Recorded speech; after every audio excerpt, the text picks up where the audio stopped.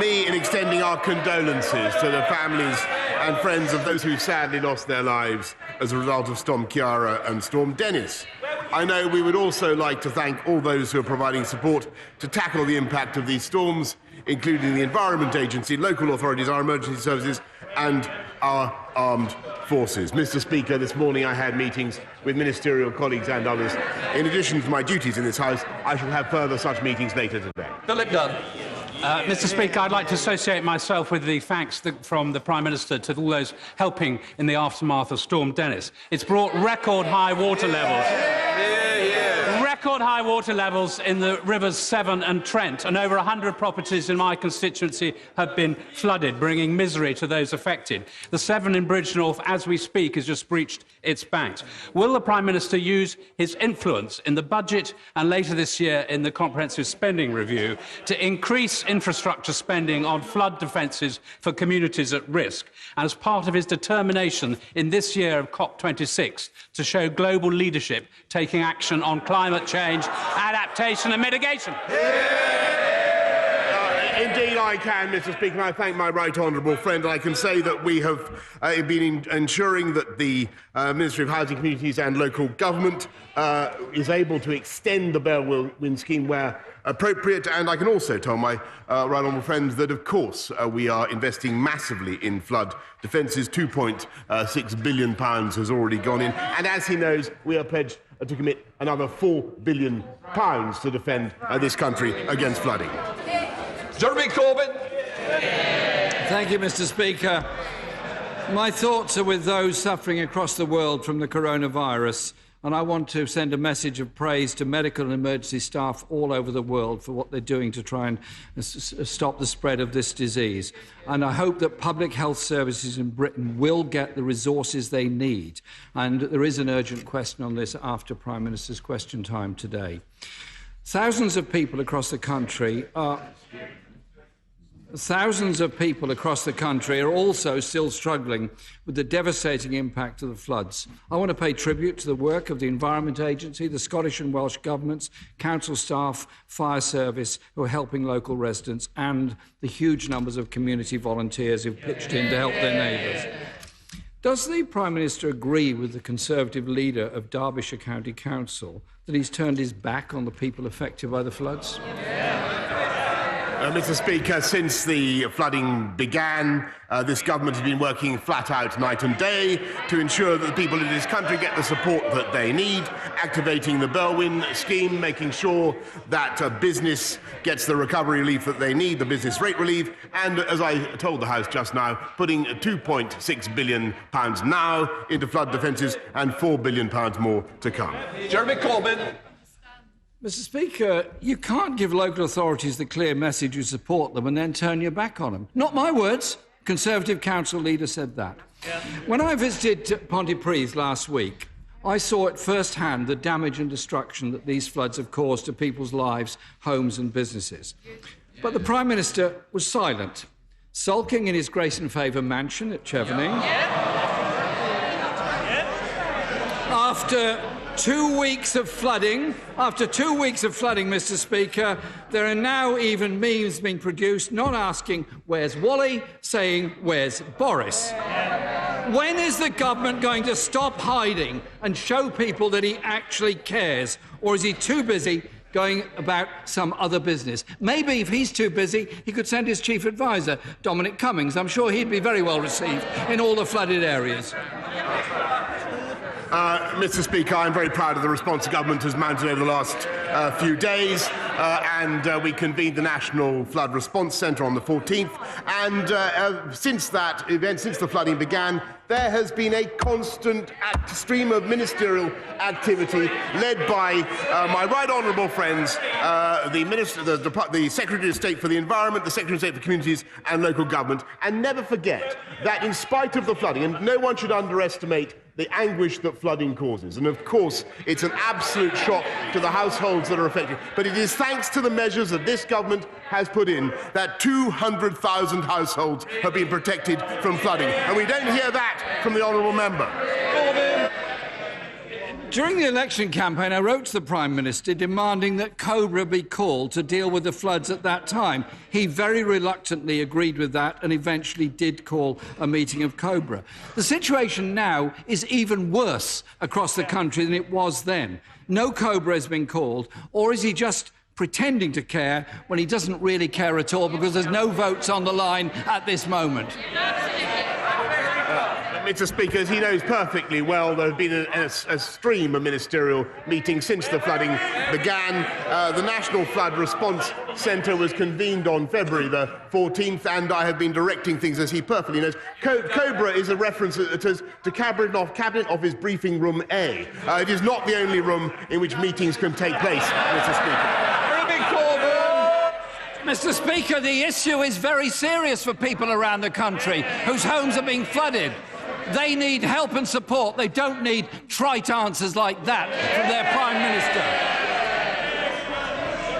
Time and again, communities and lives are being put at risk, and the government simply refuses to acknowledge the scale of the problem. Does he agree with his honourable friend, the member for Shipley, who said the government has done precious little to stop the floods happening again? Mr. Speaker, let me repeat for the benefit of the right honourable gentleman that this government has a fantastic record of investing in flood defences and will continue to do so. And the reason we can do so, the reason we've been able to commit £2.6 billion to flood defences and we're able to pledge another £4 billion, Mr. Speaker, is because this government is running a strong and successful and robust economy which he would ruin. Jeremy Corbyn! If that is the case, Mr. Speaker, why then is the government investing less than half of the amount of money the Environment Agency of England says is necessary to improve flood defences across the country? They say £5.6 billion is needed. So far as I'm aware, the government is investing less than half of that. Many areas in the households that I've visited, and you know what? I've learnt a lot from visiting victims of floods. The Prime Minister should try it one day. They told me they can't actually afford the insurance on their homes as the costs have skyrocketed. Recent studies have shown that 20,000 homes are not protected by the government's insurance scheme, are also not protected by flood defences. That's 20,000 homes with no insurance and in danger of being flooded imminently. Isn't it time the Prime Minister found a very urgent solution to this problem? Just imagine what it's like to live in a home that's in danger of being flooded, you can't get it insured, and if you own it, you can't sell it or can't move. You are totally stuck. They are looking for the government to help them out at their time of crisis.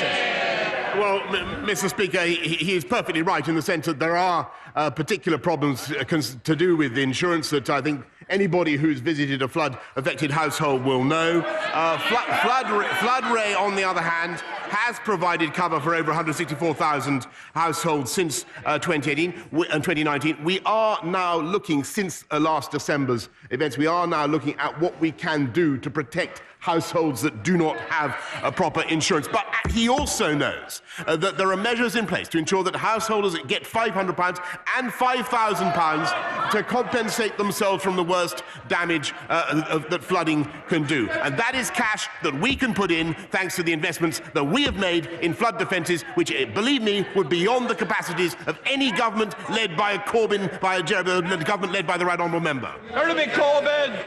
The Welsh Government have done their best to step up to the crisis despite the underfunding from Westminster. The Prime Minister was keen to pose for cameras when there's a crisis on during the election, but he often goes AWOL. He was late to respond to the London riots because he was on holiday. He was on a private island when the Iranian general was assassinated.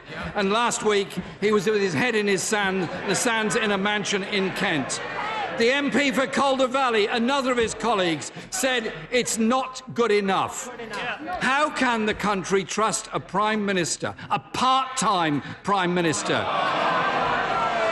Last night, schmoozing Tory party donors at a very expensive black tie ball.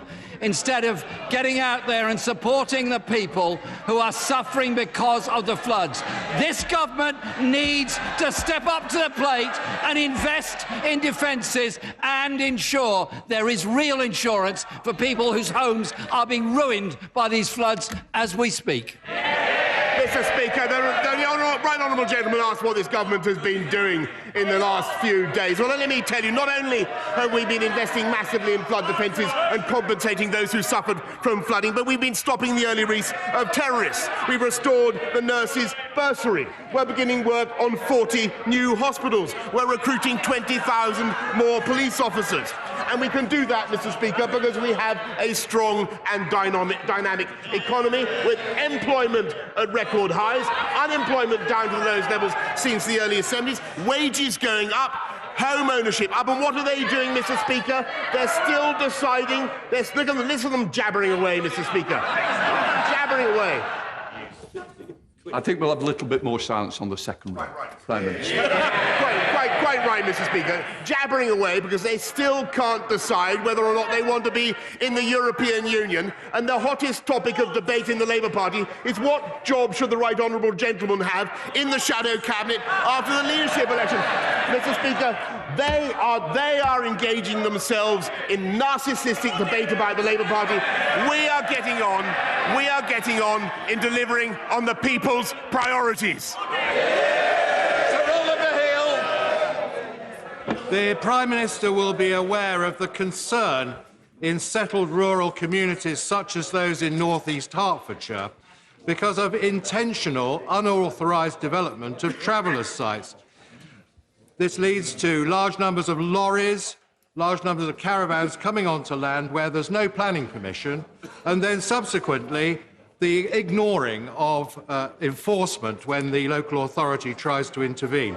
The government has said that it will bring forward measures to try and tackle these planning issues. Will the Prime Minister put his authority behind this and get it sorted out? Mr. Speaker, I take that issue very seriously, and I thank my right honourable friend for raising it. We're giving local authorities more powers to reject intentional, unauthorised development, and we will be consulting on the details of those proposals in a forthcoming white paper, and I hope that he will contribute to those consultations. In Blackfoot. Thank you, Mr. Speaker. This week, we learned that 40% of small businesses in Scotland employ more than one EU national. Mr. Speaker, immigration is crucial for Scotland's economy. So it's no wonder that the Scottish Government's proposals for a Scottish visa system have been universally welcomed by businesses and charities alike. Even the Scottish Tories think it's a good idea. The Prime Minister rejected these proposals within a few short hours. Does he now admit this was a mistake? Mr. Speaker, it was not only I who rejected the proposal, but also, of course, the Migration Advisory Committee, and that is because we are bringing forward a very sensible proposal which the people of this country have long desired, whereby we take back control of our immigration system with a points-based system, and we will ensure, because the right honourable gentleman has an important concerns to raise, we will ensure that everywhere in this country, all businesses, all agricultural sectors, all the fishing communities in this country will be able to access the labour and the workforce that they need under our points-based system. But what will be the height of insanity, Mr. Speaker, would be to proceed with the SNP's solution of a border at Berwick between England and Scotland. Once again, the Prime Minister shows he is utterly delusional. Let's look at the reality. Scottish Care has said that the Prime Minister's damaging immigration plans shut the door on enabling people to be cared for in their own home. The General Secretary of the GMB Union says the plans could genuinely tip businesses over the edge. Scotland's National Farmers Union have said that evidence has been disregarded by the UK government. And the Scottish Tourism Alliance say their plans will have devastating impact for Scotland's workforce. We know, Mr. Speaker, that senior figures in the UK government have said what the Scottish Parliament decides, and I quote, doesn't matter one jot. If the Prime Minister thinks the Scottish Parliament doesn't matter, the Scottish businesses matter, Prime Minister. Mr. Speaker, of course, Scottish businesses matter, and the way to do well by Scottish businesses would not be to tax them with the highest tax rates in the UK. It would be to run a sound economy in Scotland. It would be to have an educational system that doesn't leave Scottish children lagging behind through no fault of their own. Mr. Speaker, this government will get on and deliver a working immigration system for the whole of this country. And I may say respectfully to the right honourable gentleman who shouts at me from a sedentary position that once again he would be better off getting on with delivering for the people of Scotland rather than continuing with his ceaseless and vain quest to break up the United Kingdom, because he will not succeed. Laura Trott. Is delivering for the people. So I'm sure the Prime Minister shares my concerns about the delay in the delivery of the Maidstone East line, which runs through my constituency and others. Will the Prime Minister intervene to ensure there are no further delays in this vital railway line? Mr. Speaker, I thank my honourable friend for rightly raising the issue of rail connections with Maidstone East and the City, and I can tell her that in addition to the 48 billion that we are putting into the railways, my right honourable friend, the Secretary of Transport, has just indicated to me that those connections are his highest priority. Doherty Hughes. Thank you, Mr. Speaker. Graham was born with cerebral palsy, unable to talk, walk or feed himself. He brought joy and love to all who knew him. And last week, one of the Prime Minister's advisers resigned when a basic check of their internet history revealed that they had promoted eugenicist policies, the sort that would have ended my brother Graham Doherty's life before it began. So can I ask the Prime Minister of the United Kingdom to advise the House and every disabled person in this island why Andrew Zabiskie remained at the heart of his government and was not removed from their position immediately when their abhorrent views became apparent? Mr. Speaker, let's be absolutely clear that I certainly don't share those views, nor are the views of anybody in this government, and that individual no longer works for the government. Second Batty. Does the Prime Minister agree that through the establishment of the Office for Environmental Protection, which will hold this government and future governments to their environmental commitments, it is the Conservatives who are driving the environmental agenda? And will he join me in commending the Conservative-led Solihull Borough Council for their commitment to be carbon neutral by 2030? Mr. Speaker, it of course brings me a great joy to congratulate Solihull Borough Council on their path-breaking leadership. Of course, they are following in the footsteps of the national government and Right Honourable Lady for Maidenhead, who led the way in setting a carbon zero target by 2050. This Conservative government is going to leave our country, our environment, in a better state for the next generation. Thank you, Mr. Speaker. I have a pregnant constituent with her due date in the next couple of weeks. She is currently on universal credit, and after deductions, including an advance, she is left with a grand sum of £111 a month to feed herself, to heat her home and to prepare for her child. Now, I know the Prime Minister will likely want more details about this case and will be happy to help, but I want to ask him, in principle, as the Prime Minister, does he think that £111 a month is enough for anyone to live on? Well, Mr. Speaker, I'm of course very happy indeed to look at the case and to do whatever we can to help with the individual case. But I must say to her that in the round, universal credit has helped and is helping 200,000 people into work. There is an estimated 1 million disabled households who will get around £100 more per month as a result of universal credit. And I'm proud to stand by a record of helping people into work and off welfare. But as I've said to her before, I'm more than happy to look at the case. And the answer to her question in a word is no. Ben Bradley. Mr. Speaker, does my right honourable friend agree with me that the people of Mansfield, who, like many millions across the country, previously voted Labour but now put their faith in a Conservative government to deliver, are not in fact traitors, as they've been branded by members of the party opposite this week, but in fact this government and members on this side of the House respect these hard-working people and communities. We respect their choices and we will deliver for them. Well, Mr. Speaker, I'm not going to comment on the vituperation that is meted out by the party opposite, but what I will say is that all voters should be treated with respect and with humility. And I congratulate him on the hard work he's doing for the people of Mansfield. £10 million for West Nottinghamshire College, £20 million for road improvements, £5 million for proactive lung health screenings, and up to £50 million in a town New Deal and future high streets funding. In my view, the people of Mansfield are well served by my honourable friend. Kate Osborne. Mr. Speaker, like many other sub-postmasters, my constituent, Chris Head, was victim to the Post Office Horizon IT system scandal. Yes. These errors have resulted in bankruptcy, imprisonment and even suicides. Will the Prime Minister today assure Chris and others that he will commit to launching an independent inquiry? Mr. Speaker, I am indeed aware of the scandal to which he alludes and the disaster that has befallen many post office workers, and I'm happy, and I've met some of them myself. I'm happy to commit to getting to the bottom of the matter in the way that she recommends. Brilliant, Kate. If you live in one of the rural villages in my constituency, it can take a whole day to travel to and from a hospital appointment because bus services are so few and far between. As a fellow bus enthusiast, will my right honourable friend assure me that some of the £5 billion in the pipeline for bus services will go towards improving routes in Penistone and Stocksbridge?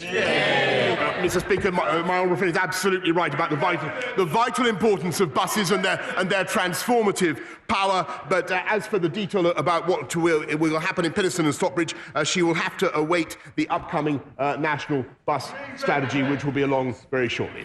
Shepard David. Mr. Speaker, before the last successful climate change talks in 2015 in Paris, I led the British preparations, including delegations of the 3 preceding UN climate talks. Global action on climate change only happens when the host nation engages with the world's largest nations in advance at the highest political level. So as the host of the 2020 climate talks, will the Prime Minister today publicly commit himself to meeting President Xi of China, Prime Minister Modi of India and US President Trump to secure for the Glasgow talks global action on the climate emergency? I'm grateful to the right honourable gentleman. I can tell him and tell the House that, of course, I've already engaged just last week with President Xi of China, repeatedly with President Modi of India, Prime Minister Modi of India, and also, of course, already on this subject with President Trump. But there will be an intensifying drumbeat of activity in the run-up to Glasgow. Good luck. Thank you. No doubt remember with the same fondness the conversations that we had when he was outlining his plan for global Britain. I welcome very much what he has been saying about the defence review that is now planned and his priority on having a strategy-first, foreign policy-led review. Will he please make a statement to this House so that the views of this House can be heard, bringing together trade, aid, defence, foreign affairs and, of course, defence? I can, of course, give that commitment when the moment is right, Mr. Speaker. The Prime Minister has a laundry list of climate promises. No doubt he'll read them out shortly, but he can't escape the fact that net zero won't be reached until 2099 on current rate of progress, not the 2050 he claims, let alone the 2030 we probably need. Even JP Morgan says human life as we know it is under threat. He can't be a climate denier, can he? So when will he take climate crisis seriously? Mr. Speaker, these aren't promises, these are what we've already done. And it's thanks to Conservative action on climate change that we've reduced CO2 output by 43% on 1990 levels since 2010. And the economy has grown by 73%.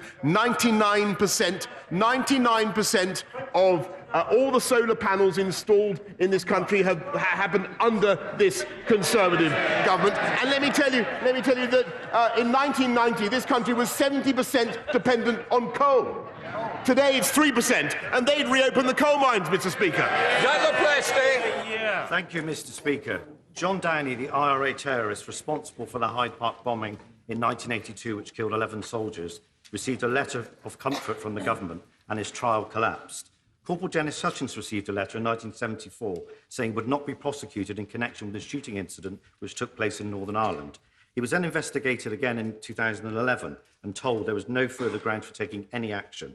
Does the Prime Minister accept that if Dennis Hutchins goes to trial on the 9th of March, all the assurances, all the promises, the manifesto commitment will amount to nothing more than meaningless, empty platitudes? Well, Mr. Speaker, it's to rectify matters such as the one to which he draws the House's attention, that this government is finally bringing in a law to prevent the vexatious prosecution of our hard-working, hard-serving veterans when no new evidence has been produced. Mr. Speaker, yesterday's press showed the widening health inequalities between the richest and the poorest. The money promised to Epsom St Helier Trust could have addressed that issue in my area. But instead, the NHS are removing services from the poorest areas and sending them to leafy Belmont with the longest life expectancy. St Helier Hospital will become a glorified walk-in centre. No A&E, no maternity unit, no children's services, 62% of beds gone. Will the Prime Minister reassure me that he will look at this to show that much doesn't have to always get more? Mr. Speaker, in addition to the 14 new hospitals that we are building, part of the 33.9 billion initial investment that we're making, in the record investment that we're making into the NHS, I can tell her that Epsom and St Helier Hospitals, University Hospitals NHS Trust, will receive £500 million to redevelop its estate and world-class facilities on that site. Mr. Speaker, will the Prime Minister promise to resist in all circumstances the sellout of our fishing communities so that we can ensure that on the 1st of January next year we take back control of our fishing waters and become an independent coastal state once again? I will indeed, Mr. Speaker, and I hope her words were listened to very carefully by the members of the Scottish Nationalist Party, because it is they who would hand back control of our fishing to Brussels. Donald Jones. Thank you, Mr. Speaker. There are families and businesses in my constituency who've been left devastated after Storm Dennis tore through their properties. The strength of our union is based on sharing resources at people's time of need. But so far, not a penny announced by the United Kingdom government will benefit Wales, where the cost of repair is going to cost hundreds of millions of pounds. The Prime Minister talks the talk on the union, but will he today commit a cast-iron guarantee that he will provide the major new funding that Wales needs to recover from these floods? Well, the honourable gentleman is quite right to raise the issue of flooding in Wales, where, of course, it is a devolved matter, but nonetheless, this government is committed to working flat out with the Welsh devolved administration to ensure that everybody gets the flood relief that they need. And that cash, yes, of course, it certainly will be passported through. Michael Longgate. Dudley is set to receive £25 million investment via the government's Towns Fund. Thank you. We are looking to use this money to secure a university campus near the town centre. Will the Prime Minister lend his support for this scheme in order to level up and generate greater opportunity for Dudley people and the greater Black Country? Well, I thank my honourable friend for what he's doing to champion Dudley in the Black Country, and I will certainly look at what I can do to be there in person? Is that what he's asking for? I'll do. Be careful what you wish for. To be there in person to support what sounds like an excellent scheme. David Linden. As we've seen today, religious intolerance in India is on the rise, be it with the anti-Muslim citizenship laws or Christians whose prayer meetings are disturbed and then subject to brutal beatings. So will the Prime Minister agree to meet with me and a representative from Christian Solidarity Worldwide to look more closely at this issue and ensure that India upholds the freedom of religion and belief? Mr. Speaker, the honourable gentleman raises an absolutely crucial issue which I'm particularly concerned to defend and advance myself, and that's why I was very pleased to appoint my honourable friend, the member for Gillingham and Rainham, to be our special envoy for freedom and religious belief, and to protect those of a Christian faith in India and indeed around the world. I'm more than happy to meet the honourable gentleman. Daniel Kaczynski. Thank you, Mr. Speaker. The Prime Minister will know of the appalling misery that the residents of Shrewsbury are facing with the deluges of floods that have affected our town. I'm very pleased that the Minister for Flooding, our honourable friend, the member for Taunton Deane, is visiting Shrewsbury tomorrow. She's doing an excellent job. But will the Prime Minister ensure that the proposals put forward to government for a more holistic approach to managing the River Severn are looked upon seriously, because Shrewsbury cannot continue to suffer this level of economic damage with repeated floods?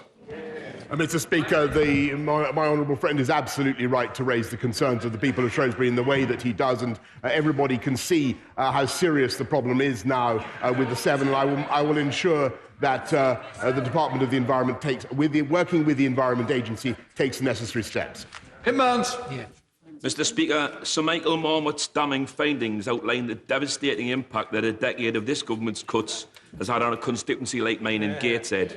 Since 2010, Gateshead Council's spending power has been cut in real terms by around 50%, or £160 million per year. Our local safety net has been removed.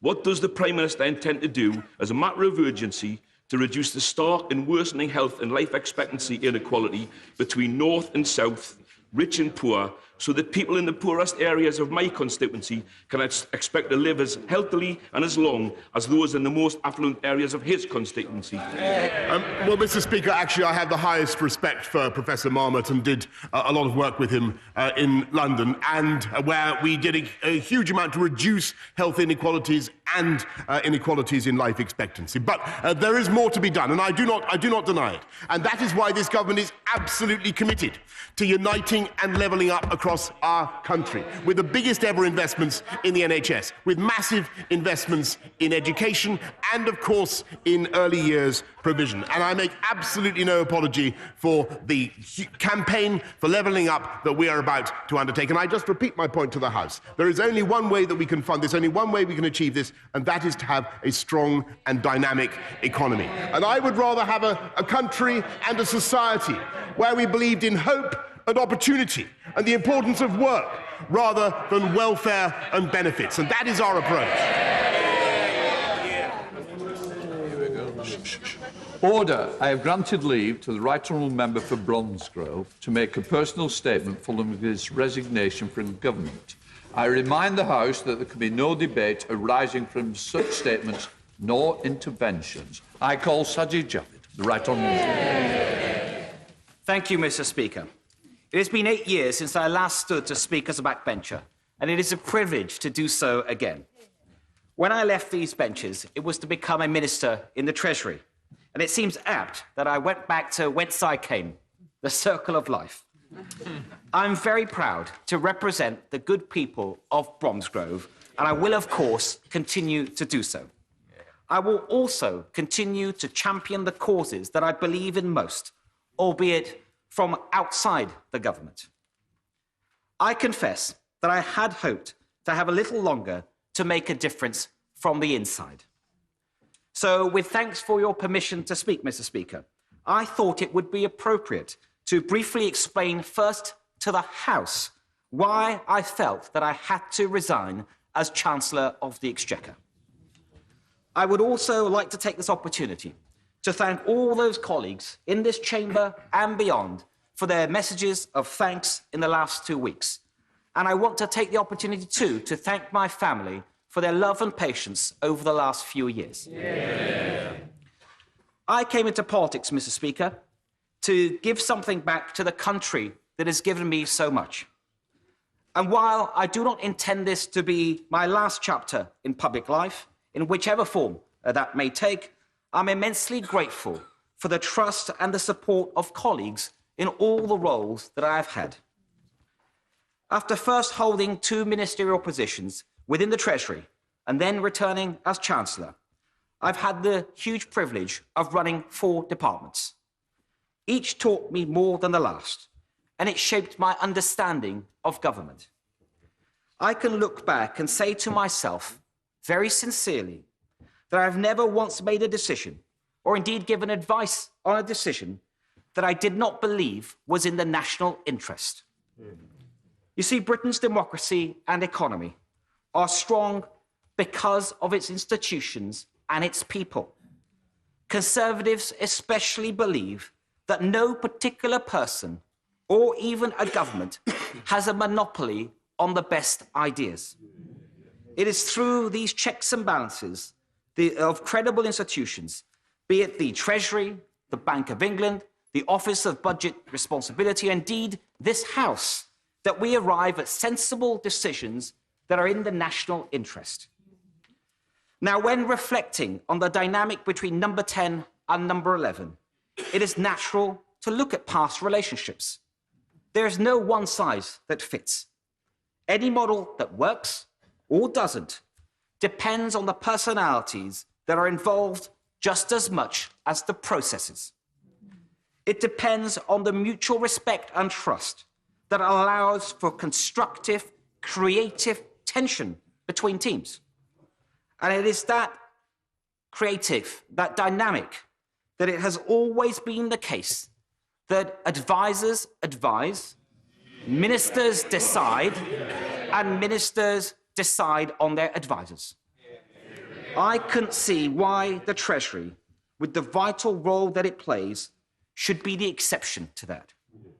A Chancellor, like all cabinet ministers, has to be able to give candid advice to a Prime Minister, so he is speaking truth to power. I believe that the arrangement proposed would significantly inhibit that, and it would not have been in the national interest. So while I was grateful for the continued trust of the Prime Minister in wanting to reappoint me, I'm afraid that these were conditions that I could not accept in good conscience. Now, I don't intend to dwell further on all the details and the personalities.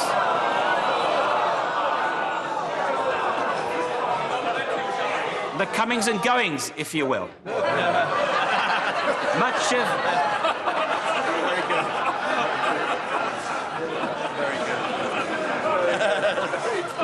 Mr. Speaker, much of this commentary was just gossip and distraction, and now it is in the past. I very much hope that the new Chancellor will be given the space to do his job without fear or favour. And I know this, Mr. Speaker, that my right honourable friend for Richmond is more than capable of rising to the challenge. He worked for me as a local government minister and as Chief Secretary, and I could not have asked for a better working relationship. Indeed, I had lobbied the PM for him to be given the role of Chief Secretary and to keep it at the recent reshuffle, but I didn't get my way on that one. So, my right honourable friend, the Prime Minister, has won a huge mandate to transform our country. And already, he is off to a great start, ending the parliamentary paralysis, defeating the radical left, getting Brexit done, a points-based immigration system, and an infrastructure revolution. Now, our party, our government, has a huge opportunity and a responsibility ahead. We need a resolute focus on long-term outcomes and delivery, not short-term headlines. The Treasury as an institution, as an economic ministry, should be the engine that drives this new agenda. And since last summer, it has done just that, from planning properly for Brexit to bringing in a generational step change in infrastructure investment, from rewriting the Green Book to better favour our regions, to long-term thinking on human capital and designing the blueprint for levelling up across our country. I'm incredibly proud of the scale and the speed of the work that has already been done. But the Treasury must also be allowed to play its role as a finance ministry with the strength and credibility that it requires. You see, I'm a proud, low-tax Conservative, and I always will be. Already, our tax burden is the highest it's been in 50 years. It is fair to say not everyone at the centre of government always feels the pressure to balance the books. it was ever thus. But the Treasury has a job to do. It is the only tax-cutting ministry. Every other department has an inbuilt incentive to seek and to spend ever more money. Not that I did that when I ran departments, of course. But trade-offs have to be made somewhere. I see my right honourable friend for Maidenhead is agreeing with that. And at a time when we need to do much more to level up across generations, it would not be right to pass the bill for our day-to-day consumption to our children and grandchildren. And unlike the US, we don't have the fiscal flexibility that comes with a reserve currency. So that's why the fiscal rules that we are elected on are critical. To govern is to choose. And these rules crystallize the choices that are required. To keep spending under control, to keep taxes low, to root out waste, and to pass that litmus test that was rightly set in stone in our manifesto of debt being lower at the end of the Parliament. Now, while I'm, of course, disappointed not to be finishing what I started, I look to the future not with apprehension, but with great optimism. We on these benches, we have a shot at achieving nothing less than wholesale renewal for our economy, our society, and for our country. A chance to give everyone an opportunity to live up to their full potential, and wherever they live and whatever their background, a chance to put people, place, and social justice at the heart of a more human capitalism, and to bring our country together as one nation. Mr. Speaker, I know that this is a shared vision, and I firmly believe that my right honourable friend, the Prime Minister, has the tenacity, the energy, and the skill to see it through. I want to leave the House in no doubt that he has my full confidence and the government my full support to get it done.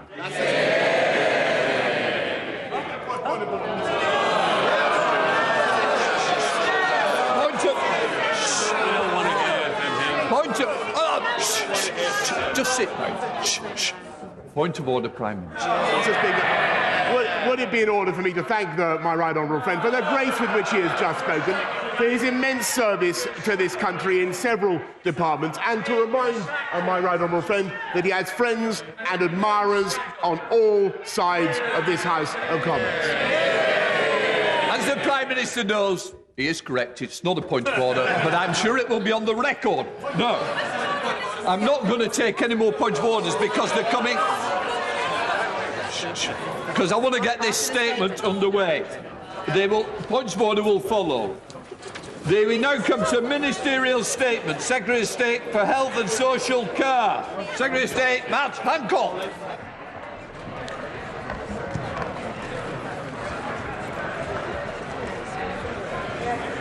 Mr. Speaker, with your permission, I'd like to update the House on COVID-19 coronavirus.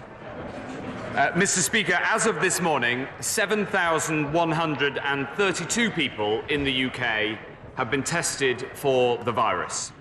So far, 13 people in the UK have tested positive, of whom 8 now have been discharged from hospital. We expect more cases here. As planned, 115 people left supported isolation at Kents Hill Park in Milton Keynes on the 23rd of February. All tested negative for COVID-19. On Saturday, 32 people from the Diamond Princess cruise ship were repatriated and taken to Arrow Park, where they'll remain in supported isolation, and 4 of those have tested positive and been transferred to specialist centres. British tourists are currently being quarantined in a hotel in Tenerife, and the Foreign Office is in contact with them. Mr. Speaker, we have a clear 4-part plan to respond to the outbreak of this disease: contain, delay, research, and mitigate. We're taking all necessary measures to minimise the risks to the public. We've put in place enhanced monitoring measures at UK airports, and health information is available at all international airports, ports, and international train stations. We've established a supported isolation facility at Heathrow to cater for international passengers who are tested and to maximise infection control and free up NHS resources.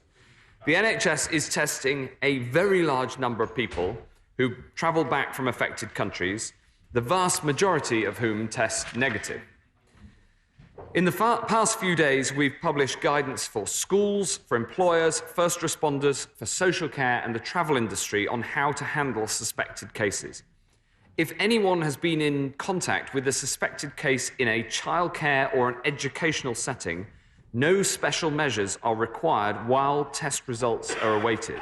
There is no need to close the school or send other students or staff home. Once the results arrive, those who test negative will be advised individually about returning to education. In most cases, closure of the childcare or education setting will be unnecessary, but this will be a local decision based on various factors, including professional advice. Schools should be guided by the advice on the gov.uk website and contact their regional schools commissioner in case of queries. I can tell the House that in the coming days we will roll out a wider public information campaign. While the government and the NHS have plans in place for all eventualities, everyone can play their part.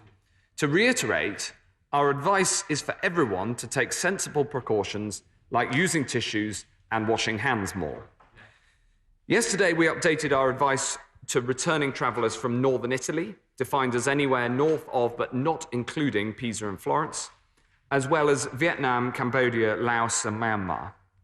Those returning from Iran, from the lockdown areas of northern Italy, and the special care zone in South Korea should self-isolate and call NHS 111, even if they have no symptoms.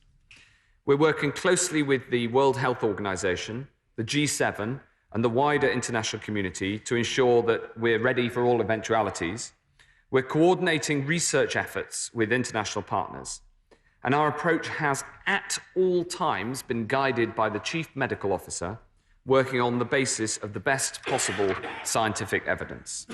The public can be assured that we have a clear plan to contain, delay, research and mitigate, and that we're working methodologically through each step to keep the public safe. And I commend this statement to the House. Jonathan Ashworth. Yeah, Mr. Speaker, and can I thank the Secretary of State for advance notice of his announcement and for sight of his statement. And all our thoughts, again, must be with those who have been diagnosed with coronavirus COVID-19 in the UK and across Europe. And again, we reiterate our support and put on record our support, our thanks to all NHS staff and public health staff and the Chief Medical Officer as well for the leadership he is showing. The World Health Organization has warned that countries are, quote, simply not ready for a pandemic. And there has now been significant spread of the virus across the European continent, Italy in particular, but other cases have been identified in Austria, Croatia and Switzerland. This is clearly now very, very serious. Yesterday, there did appear to be a little bit of discrepancy, if I may say so, between the travel advice from the CEO and himself. Can you just clarify for the House what exactly is the travel advice for those travelling or seeking to travel to northern Italy? I think that would be welcome.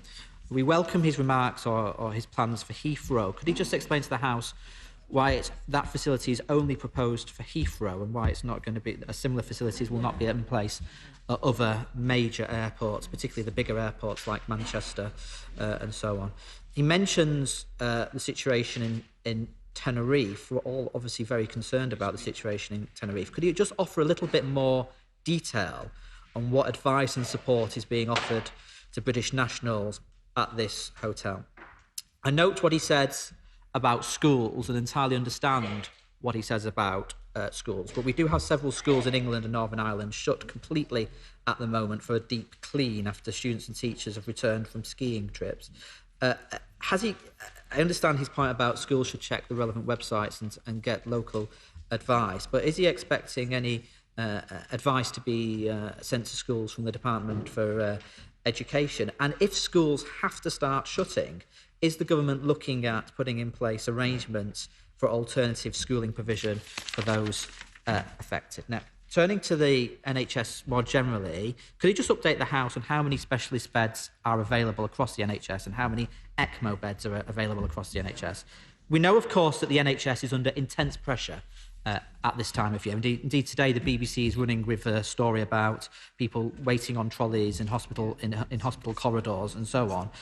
The Nuffield Trust has warned that there is, quote, little in the tank to cope with coronavirus.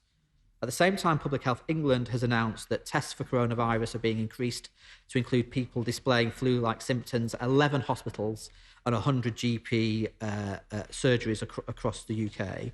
Could he tell us, are community trusts and CCGs going to fund this extra work related to coronavirus from their existing baselines, or is he making any representations to the Treasury for additional emergency NHS revenue resources in the coming weeks? And with respect to the capital facility announced in his previous statement, could he just update the House on how much has been drawn from that capital facility for hospitals to develop the specialist pods to quarantine patients?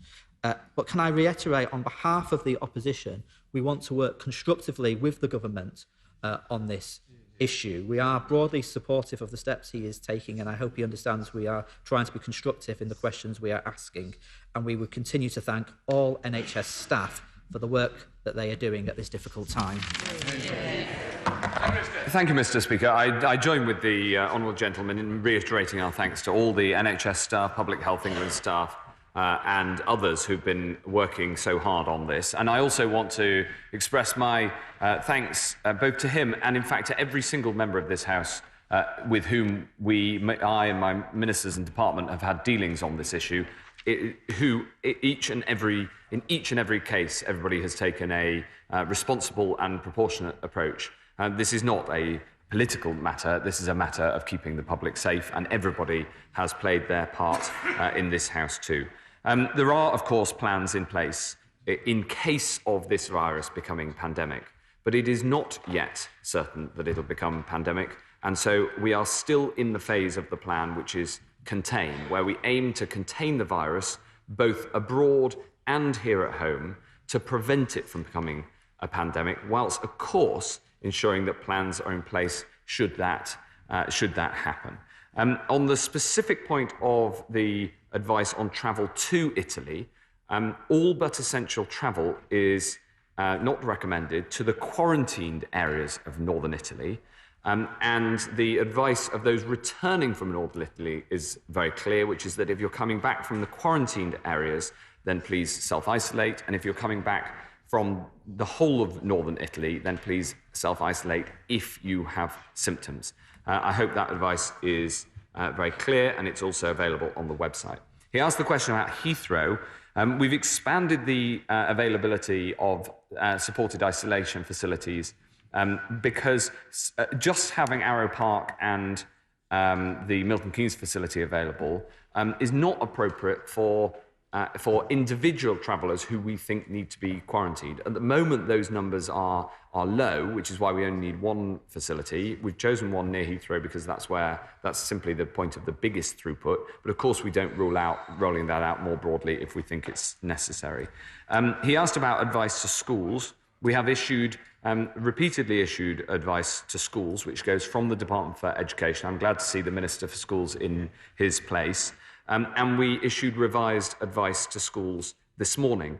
Our goal here is to try to keep schools open wherever we can, so long as that protects the public. In fact, our wider goal is to have the minimum disruption, social and economic, and indeed to the NHS, subject to keeping the public safe. And the message that we do not have a policy of blanket closures of schools is a really important one, and that unless there is specific professional advice, or unless there is, and certainly until there is a positive test, then schools should stay open, should follow the advice on the gov.uk website, and if they have queries, should contact their regional schools commissioner. He asked also about the availability of testing. We now have testing sites at all A&E facilities, as far as we know, across England. But we're also planning to introduce home testing, and some of this has started already, so that people don't have to go to the pod in front of A&E, which have been put there to ensure people don't go actually into A&E, where they might infect others. But home testing is the safest place to be tested, because then you don't have to go anywhere, and that will allow us to roll out testing to a much larger number of people as well. Finally, he asked about funding available. Funding is available from the Treasury. We've used it so far for capital funding, but this obviously remains an issue we keep under review. Greg Clark, and I'm expecting to run this to about around 1:30. Greg. Thank you, Mr. Speaker. Can I ask my right honourable friend whether the rollout of diagnostic testing facilities to 11 laboratories in the UK has now been completed? And does he have plans to extend that coverage if there is a need to, if there were to be a wider outbreak?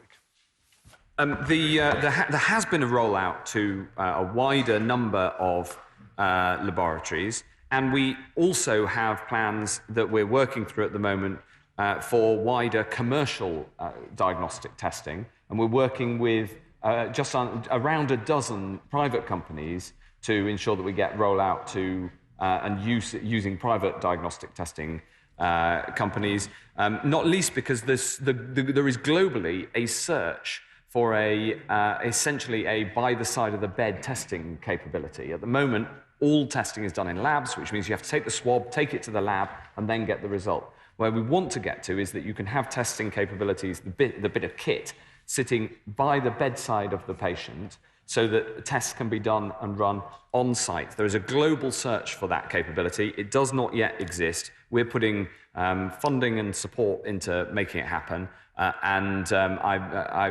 very much hope that we can come to that solution quite soon. Dr. Philippa Whitman. Thank you very much, Mr. Speaker. Worldwide, obviously, we're looking at about 80,000 cases, which is 10 times the number that we saw with SARS, suggesting this is a very infectious condition. So will the UK government liaise with international partners to ensure accurate reporting?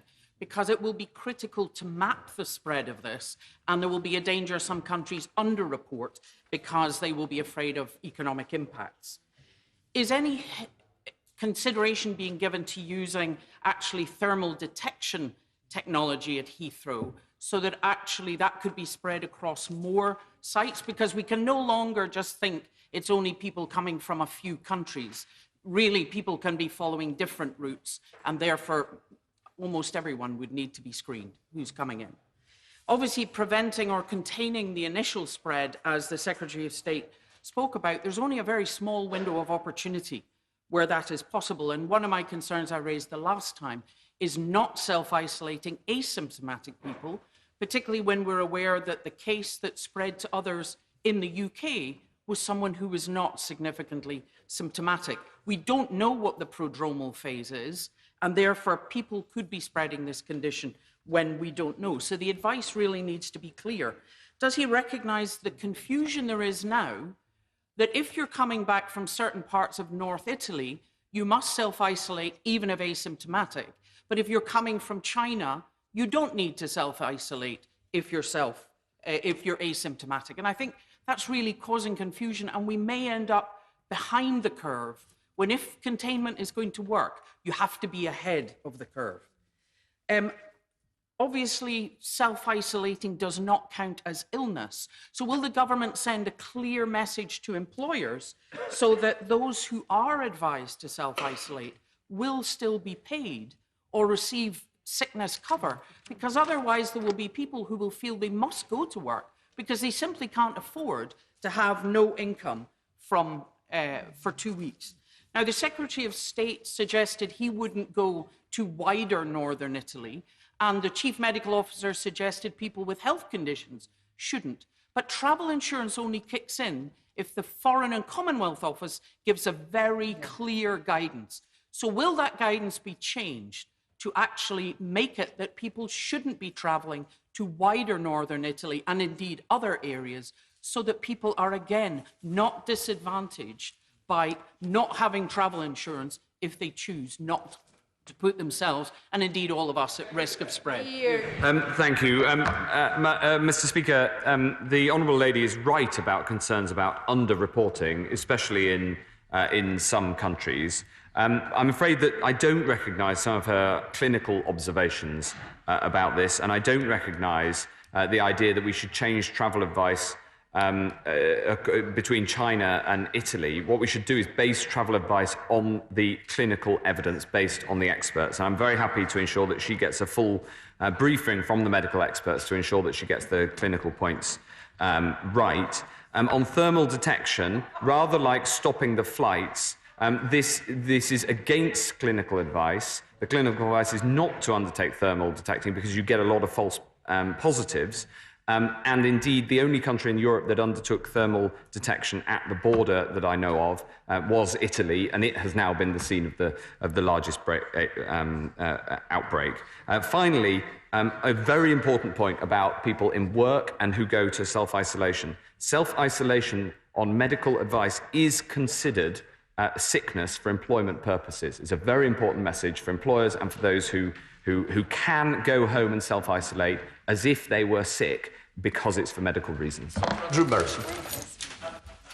Mercifully, nobody has yet died in this country of coronavirus, but every year 600 people die of seasonal flu. In the phase to which he has referred, is he redoubling our efforts to ensure that particularly the elderly and vulnerable are vaccinated against seasonal flu and therefore perhaps mitigating against pressures on our National Health Service in the event that coronavirus becomes more of a problem here and makes demands particularly on intensive care beds? He's absolutely right, and the vaccination rate was, I think, a record level this year. And is very important. And of course, the simple measures that everybody can take, like washing your hands and making sure you use tissues, they protect you against the flu as well as from coronavirus. Angela Riedel. Thank you, Mr. Speaker. The four people who were welcomed to Arrow Park developed symptoms subsequent to coming to this country, despite being extensively tested before they were allowed to fly. Does this cause the Secretary of State any worry? And can he say a little bit about what this might mean for whether people are infectious before they're symptomatic? It's my job to worry about all these things. The answer is that that sequence of events confirms to me the importance of having quarantined people. And I know that there were some concerns about quarantine, but I think that it showed that we were dead right to quarantine people because it turned out that they became positive or tested positive during the quarantine. I just want, Mr. Speaker, to put on our record the thanks to the Honourable Lady and to everybody in her constituency and the Wirral as well, more broadly, who have risen to this challenge. Caroline Johnson, no problem. Thank you, Mr. Speaker. I wonder if I could ask my right honourable friend a bit more about the travel advice. I've had constituents write to me who are planning holidays to countries that are currently affected, for which the travel advice is currently to isolate on return if symptomatic. Some of these people don't want to go on those holidays because they're genuinely frightened, understandably, but they can't reclaim the money because the travel advice is not saying that they can't go. So, and if they do go, that when they come back, they then have to isolate, which essentially lengthens the holidays and can give them significant difficulties with the responsibilities. Can you advise what my constituents should do in that circumstance and what liaisons we have with the Foreign Office on that basis? Well, the decisions on the precise travel advice for each country is, of course, a decision for the Foreign Office, but I can tell her that all of these considerations are taken into account, and we have to base decisions on this on the best possible science and clinical advice. Ms. Kendall.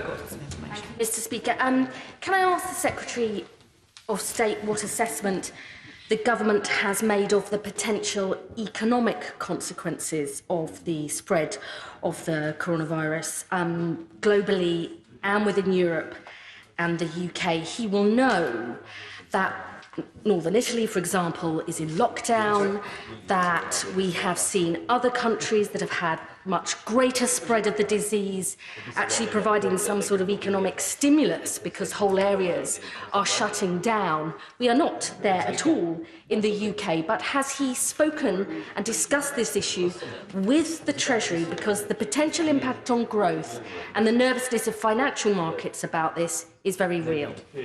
Well, she's absolutely right to raise this, and of course I've talked to the Treasury and the new Chancellor of the Exchequer about this question. Of course, this is another important consideration, that overreaction has its costs too, economic and social. And so we have to keep the public safe, but we also need to act in a way that's proportionate. And that does come into our consideration. My primary goal is to keep the public safe. Of course it is. But you've also got to take into account the impact of the other impacts as well. So a reason, for instance, that schools should stay open, there isn't a blanket ban, unless there's specific reasons for them not to, as I set out in the statement, is because closing a school doesn't only have an impact on the education of the children, but it also has a wider social and economic impact too. Brian. Thank the Secretary of State for, I think, the very responsible way that he's handling this very serious situation. And he is clearly working very, very closely, as his predecessors did, and I did when I worked with him, with Professor Chris Whitty, the CMO, and following the evidence. That has to be right. He said last time he did a statement in this House that he felt that it would get worse before it get better, and I think he's been borne out by events in that. What level of personal responsibility, though, would the Secretary of State think that individuals and employers specifically have? Because there are alternatives to travel, especially when it comes to business travel. There's technological solutions. What level of personal responsibility should people take to help the contain part of this? I think this is a very wise question. My honourable friend is absolutely right to ask it, because while, of course, the NHS has a very important role to play in responding to this crisis, and, of course, PHE is leading the public health response and doing it brilliantly, and Professor Chris Whitty, as Chief Medical Officer, has done an amazing job over the past 2 months on this and is one of the finest epidemiologists in the world. The truth is that everybody has a role to play, right from the simple things of washing your hands all the way through to responding in a sensible and proportionate way. And I think it's important to dwell on that. I'd like to join with others in thanking in advance NHS staff for the work that they're going to have to do to both contain and deal with this. But would he join me in commending the work of Professor Gilbert and others at the Jenner Institute, who are working tirelessly to develop the vaccine? As he said in his statement, the NHS 111 service is now in effect the frontline service. We may have received, all of us, text messages from our GP surgeries saying to contact them first. Could I ask the Secretary of State, what are we doing to ensure they are properly staffed, properly trained? And just very finally, Mr. Speaker, this is very important. Would he join me in condemning those who are hurling racist abuse at some British Asians, both in Oxford and elsewhere, because of worry that you can racially profile those who may have this, and that is not acceptable, and we need to all calm down? I abhor any racist attacks that have that people might say have resulted from this. It doesn't matter what the circumstances. Racism does not help. It hinders any response. I can assure her that 111 staff have got the support that they need, and we have backup plans. And that is all part of the plan that we've got. 111 is responding brilliantly. I mean, thank goodness we've got 111. It's only a couple of years old, and it's absolutely delivering in these circumstances, because everybody in the country knows that if they worry about themselves having coronavirus, everybody should know what to do, which is to call 111.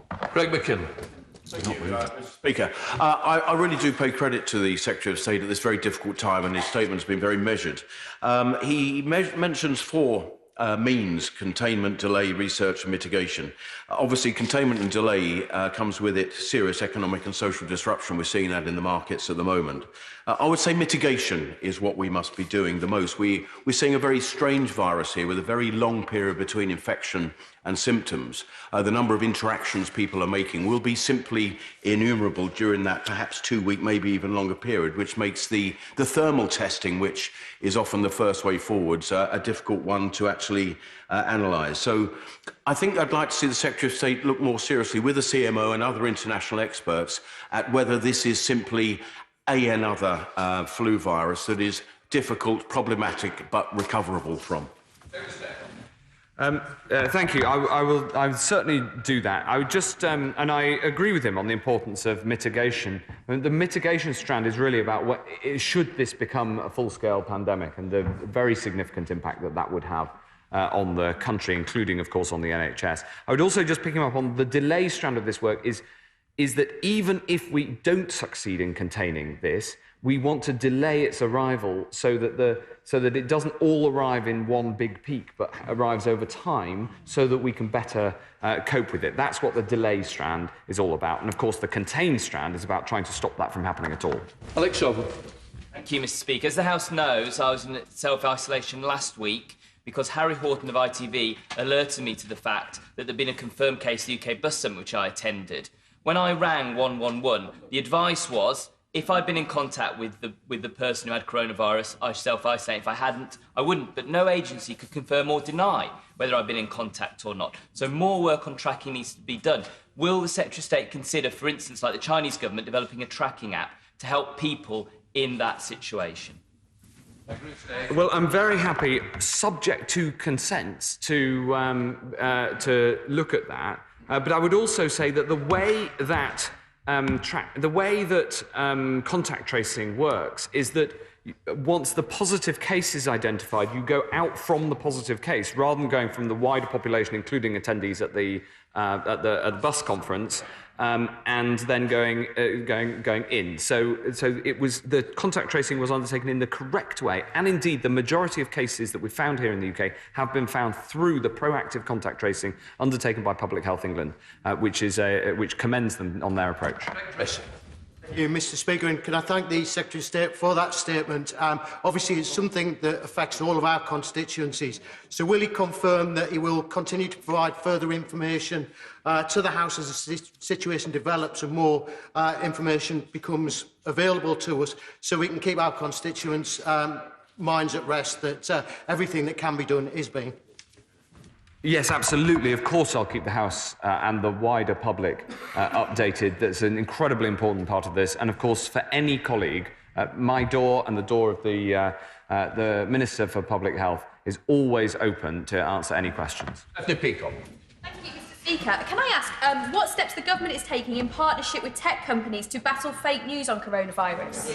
Well, this is a very important subject, and in fact, something I've been working on in the last 24 hours to ensure that tech companies, social media companies, Google and others make sure that they promote the right answers to questions about coronavirus. Most of the social media companies who we've been in contact with them, they have behaved in an exemplary fashion in making sure that information like from the NHS gets promoted on their site. Stephen Hammond. Thank you, Mr. Speaker. I commend my right honourable friend for his statement today. Following on from the last question, it is clear that everybody has heard the advice to self-isolate, but exactly what that may mean for certain groups, like one person in a family who may be symptomatic, and groups of university students, etc., exactly what self-isolation means is difficult. So can I urge on him to pursue a public health initiative? Yes, we updated the advice on exactly what self-isolation means earlier this week. It does, for instance, mean going home and if other people live with you at home, trying to keep out of contact with them. It means obviously not going on public transport, leaving the house as little as possible and trying to get other people to do things like collect groceries. But it does mean within a house where there's lots of people living, trying to stay away from others living in that house. I appreciate that that is practically challenging and difficult, especially, as a father of three small children, I get it. But that is the goal of self-isolation. Lockhart. I thank the Secretary of State for his statement. Can he answer what communication his department is having with the devolved administrations concerning precautions? Schools, particularly one in my constituency, is in a state of flux, not knowing how to manage it, and what he is doing with the ports in Belfast to try and ensure that precautions are put in place. You also mentioned financial support. Can he outline if there will be additional support for Northern Ireland if this disease comes to Northern Ireland? Well, public health crises like this are a UK-wide reserve matter, but we've had excellent working with all of the devolves, in particular the new administration in Belfast. They join our weekly Cobras. We'll have a Cobra this afternoon at which they will be present. Of course, some of the matters, especially in the mitigate strand of work, are of course devolved, like schools and healthcare. We work very hard on that, and I'm sure that we'll ensure that any financial consequentials are appropriately dealt with too. Julian Lewis. Someone starts feeling unwell on their journey home. What should they do when they arrive at the airport? Presumably they ought to report to someone before travelling on public transport. Yes, they should make themselves known to the public health presence at the port, and of course they can call 111 from mobiles too. Hilary Benn. Very much, Mr. Speaker. Further to the answer that the Secretary of State gave a moment ago to the honourable member for Wimbledon, we've heard what he said about the person who is self-isolating, keeping away from other family members. What is the advice to the other family members about whether they should go about their normal business, go to work, go to school if they're children, in those circumstances? Other family members who are asymptomatic should go about their normal business in the normal way. It's those who have tested positively who should self-isolate. Henry Smith. Thank you, Mr. Speaker. The Health Secretary is absolutely right that containment of COVID-19 is very important. So in that vein, will he keep under review isolation facilities being made available at London Gatwick Airport, which of course has many flights to and from both Asia and Europe? Yes, of course. It would be the obvious next step. I won't confirm that. We don't need it yet, but that's all part of the plan. Kevin Bradman. Thank you, Mr. Speaker. The Irish authorities have already advised the Irish Rugby Football Union to call off the Six Nations game against Italy, which indeed obviously affects the North as it's an all-island team as well. And England are due to play Italy in the Six Nations in a few weeks' time. What discussions has the Secretary of State had with his colleagues in DCMS and with the sporting authorities about advising what to do in relation to the Six Nations Championships and other sporting events? Well, obviously, DCMS are involved in the cross-government decision-making on these things. Our goal is to minimise social disruption, of which this is an important part for any rugby fan, subject to keeping the public safe. These are difficult balances to strike sometimes, and I'll be discussing it with the new Secretary of State at DCMS. Bretley. Thank my right honourable friend for what he has said, particularly in relation to schools. He may be aware that a school in my constituency has closed as a precautionary measure after students returned from northern Italy. Could I ask that my right honourable friend contact both myself and the school to reassure the parents and the staff members? So I'd be very happy to discuss with her the specific case, either me or the minister. I am looking into this specific example. There are a small number of schools that have taken that step. I understand why they do, and it's of course a decision for the head taking into account local factors. But we're putting in place through the regional schools commissioners the structures to be able to ensure that every school can get the advice that they need. But in the first instance, every school should go to the website because there's a huge amount of advice on there. Olivia Blake. Thank you, Mr. Speaker. What action is the Minister taking to make sure that the support and communication being given is adequate and clear to British nationals currently quarantined in the hotel in Tenerife, and also to their families who will rightly be worried? It's a very important question. We're getting as much information as we possibly can through the Foreign Office to those who are in Tenerife, and as I announced in the statement, we'll shortly be strengthening our domestic communications programme to ensure that people have all the information they need. Ben Everett. Mr. Speaker, I was very pleased that yesterday evening one of the health ministers took me aside and said how well the whole of Milton Keynes had reacted to hosting a quarantine centre, and he was indeed right. Of course, the professionals in the NHS and clinical and managerial were fantastic, as were the officers in the council. But Mr. Speaker, I think we should recognise that the whole health team, the Secretary of State, his ministers, his advisers, his officers, and indeed parliamentarians on any bench in this House have reacted incredibly well to this.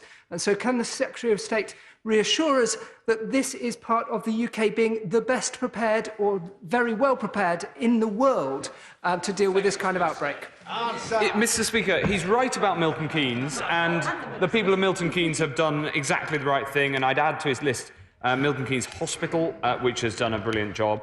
I'd also add to his list that he was complimenting more broadly the media, who have largely, in very large part, responded in an incredibly responsible way to what is a very big story. And I would just say this, that we have, of course, detailed operational plans for dealing with this, including if it gets much worse. And those plans have been worked on, are being updated for all the information that we get. But part of the plan is about the behaviour that people undertake and how people respond in this House, in this country. And thus far, we've seen an exemplary response, and I very much hope that that continues. Many wedding dresses in this country are designed in this country but made in China. And wedding dress companies in the UK, including in my own constituency, have found it really difficult because the factories have been closed in China and they're now suffering. Having married many women in my time, when I was a vicar, I'm aware that this is very time sensitive. And there's a real danger to many of these businesses that they're going to suffer enormous financial loss, let alone to the families. So I just wonder whether he could chase up replies from ministers in other departments to make sure that there's some kind of financial support to these companies. Well, he raises an important point, and through the medium of the wedding dress makes actually a much broader point, which is that a huge amount of things are made in China, and this is true also of drugs and pharmaceuticals, and right across the board, especially clothing. And this virus and the impact on China will have an impact here through those supply chain problems. I'm working with the Treasury on the appropriate response to that. And containing the virus will obviously have health benefits, but it'll have economic benefits too. Tracy Crouch. Speaker, the honourable gentleman for Cardiff West sort of nicked my question in terms of the number of sporting events that have been cancelled around the world, which I know the Secretary of State will be aware of. But can he be clear on what advice he's giving to those who do host the events and constituents of those who do attend these events to prevent the spread of coronavirus? And can he also confirm that 111 call handlers, contrary to rumours on the internet, are not advising people to go and see their GP? Well, the fact is on 111, people should call 111 if they're concerned. They should not attend A&E and they shouldn't go to their GP unless 111 has correctly told them to do that. And 111 are highly trained. There are GPs at the other end of the line to make sure that people get the best advice. It is the place to go to. Peter Carr. Thank you, Mr. Speaker. Having experienced the outbreak in my hometown of Brighton and Hove, I would like to commend the work of his department, his officials and public health officials across the country. Particularly, I'd like to say thanks to his ministerial colleague, the member for Bury St Edmunds, who personally went really beyond the call of duty to keep me and colleagues informed every step of the way. Whereas I am convinced the strategy that was unfolded in our city was the correct one, what wasn't done quite well enough was explaining why the strategy was unfolded and explaining to residents why that strategy was chosen. So we had the situation where people who came into contact with people with coronavirus were contacted in a very proactive way, but people who were in the same space but were concerned had no information at all. Is this something that will get better going forward? Yes, he's right to praise my colleague. It's a pity, Mr. Speaker, you didn't call him earlier because she just left the chamber. He's right that we're constantly learning. Communication in this area is always a challenge because you've got to get some quite technical information over to a very large number of people in a very short amount of time.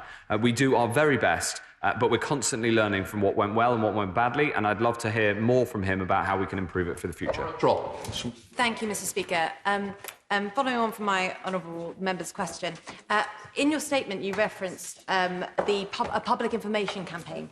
Can you provide more detail about that and also confirm that it will be ongoing as the situation changes? Well, that's right. So we have an existing public information campaign to explain to people that the best thing to do is to call 111. We'll be strengthening that and especially trying to persuade people to wash their hands more, and to look out for themselves, especially if they have a sneeze, and to try to slow the spread, as well as what to do if you think that you're infected.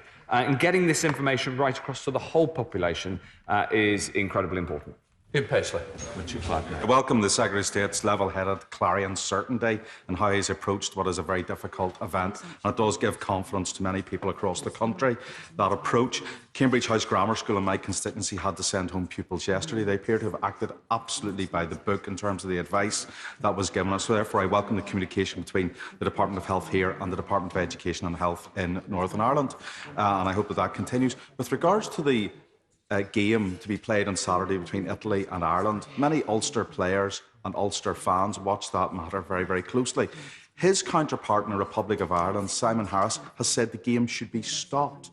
The Department of Health here has taken a much more level-headed approach and said they should monitor the situation. The IRFU, that will ultimately take the decision, don't seem to know what to do. Can the Minister, the Secretary of State from that dispatch box, give clear and clarion advice to the IRFU? I can confirm that I will ask the Chief Medical Officer to speak to his Republic of Ireland Chief Medical Officer colleague and to make sure that the very best and appropriate clinical advice is given. Rather than me giving it from the dispatch box, I'll ensure that we get the best clinical advice and join up with the Republic. Speaker, I hear what the Secretary of State's saying about people should go about their ordinary lives if they're not tested positive. But in the situation where parents are self-isolating whilst waiting testing, should their children be going to school until we know the outcome of that test? Because schools being what they are, that's bound to cause some degree of alarm in that school. And shouldn't the children be kept away until such time as the all clear is given? Well, I think it's best here that we follow the clinical advice, which is as I set out. One of the good things compared to other similar illnesses about this COVID-19 coronavirus is that it seems much less impactful in terms of symptoms on children. That is good news because, for a flu, it's normally the other way round. So that observation underpins the clinical advice, and we need to listen to the scientists. Paul Gurley. Thank you, and thank the Minister for the statement to the House. In relation to our airports and our staff that work in the airports, what advice and help has been given to them, as they are the gatekeepers on many occasions? Add our thanks to the Border Force, who've done a fantastic job in this, and the staff at the international ports, who, through DFT and through the Home Office for Border Force, we're constantly engaged to make sure they get the right information, the right support for staff, and if he has any specific queries, I'd be very happy to answer them. Dean Russell. First of all, may I say what a fabulous job I believe the government's done and the Secretary of State in terms of public information. I just wondered whether you'd agree with me that I think it would be very helpful for all the members in the House, given our reach on social media and through surgeries that we do in our constituencies, that we put up posters and that we all across the House put out the information that needs to be broadcast to our constituents together in our tweets and in our own social media, so we have the most reach. Thank you. I'm very happy to do that, and more broadly, I'm open to ideas for how we can improve the way that we respond to this, including learning from where things haven't gone well. The approach here is to simply try to get the UK response the best it possibly can be. That is my only goal in this, and when there are good ideas like that one, we'll act on them. Jim Shell. Speaker, can I congratulate the Secretary of State on his clear leadership in this matter and for his determined way to deal with the issues.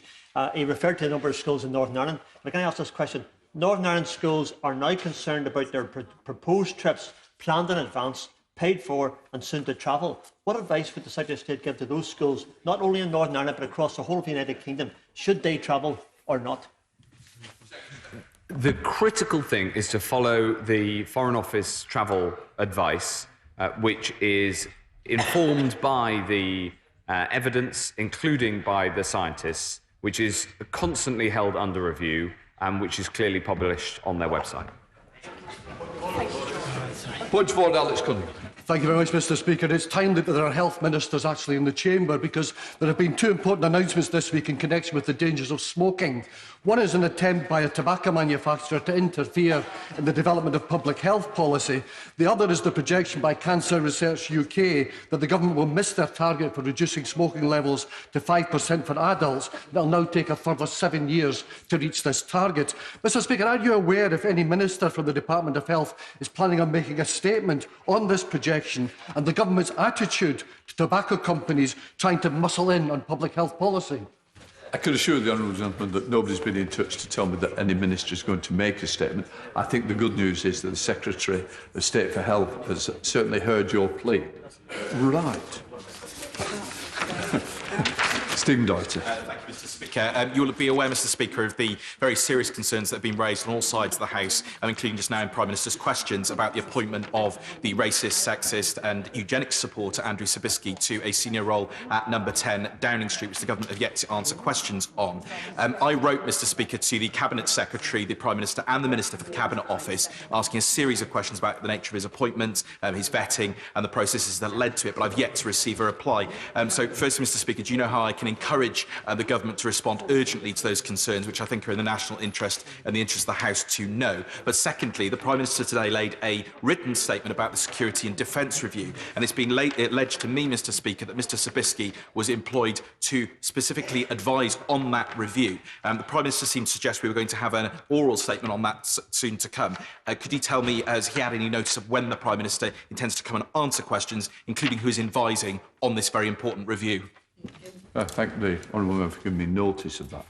What I would say is I'm not responsible for ministers and their answers. What I would say is I think government responses, members had the courtesy of having earlier replies. What I would say is I'm sure that he knows that if we use the table office, they will use their best endeavours to certainly help. And I certainly know that the honourable member will not give up that easily. So I'm sure that on the benches that will have been heard, and that my advice will be get some replies quickly. Now can I call Belle Riviero-Addy? Speaker. On Monday, the Home Secretary, in answer to a question from my friend the Honourable Member for Vauxhall in regards to a family life under her new immigration system, told the House that the points-based system is welcoming those with the right skills and attributes, and that applies equally to their families.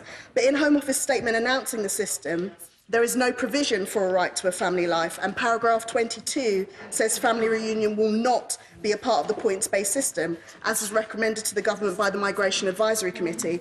Can Home Secretary clarify, or can Mr Speaker clarify, which it is, whether or not new migrants will automatically be able to bring their families here, or whether their families will have to apply separately or meet other criteria? Once again, can I thank you for giving me notice of that? Well, it says it's not a point of order for me. I think you're absolutely right. You've certainly raised it. I'm hoping people who are responsible to correct the record. You've certainly corrected it, so it's now within Hansard. And what I would say is, if you are unhappy, once again, please use the best endeavours of the table office to help and assist you in trying to correct the record. Right, let me come forward now. We come into presentation of bills. Christine Jardine.